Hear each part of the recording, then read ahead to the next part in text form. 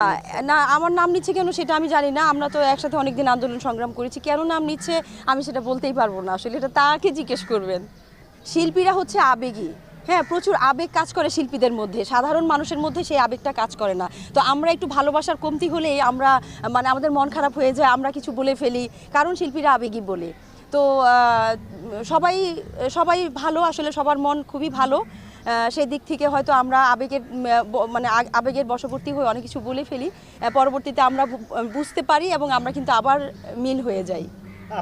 না, আসলে এখানে ক্যাম্পিং আমাদের যেহেতু এখন রোজার মাসে আমরা সবাই বিজি যার যার ফ্যামিলি নিয়ে। তো এখন অনেকেই যারা আসতে পারছে তারা তো আসছে, আর যারা আসতে পারছে না তারা তো আসলে আসতে পারবে না।